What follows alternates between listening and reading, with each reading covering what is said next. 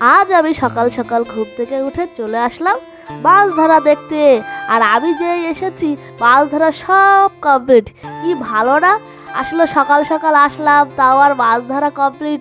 Actually মাছ ভোরবেলা ধরা হয়, আর বাকি যেটুকু থাকে সেগুলো সকালে ধরা হয়, এই জন্য।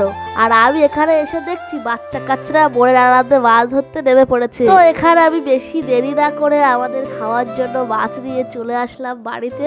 দেখলে কতগুলো মাছ নিয়ে আসলাম। আবার মাছ এনে দিলাম, আবার আমাকে মাছ কাটতেও হবে। কি আর করব, মনের দুঃখে মাছ কাটতে লেগে পড়লাম। তো হ্যালো গাইস, আমি হলাম বরারি। তোমরা সবাই কেমন আছো? কার কার মাছ কাটতে বোরিং লাগে একটু কমেন্ট করে জানিও তো। আসলে বড় মাছ কাটতে তো সময় লাগে না, সময় লাগে হচ্ছে ছোট মাছ কাটতে।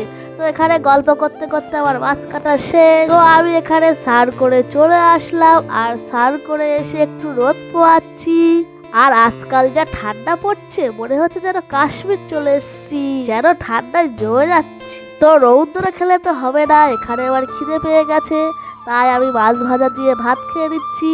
তো গাইস, আজকের ভিডিওটা এই পর্যন্ত। দেখা হচ্ছে পরবর্তী ভিডিওতে। আর ভিডিও কেমন হচ্ছে তোমরা সবাই কমেন্ট করে জানাবে। তো ততক্ষণের জন্য বাই এন্ড টেক কেয়ার।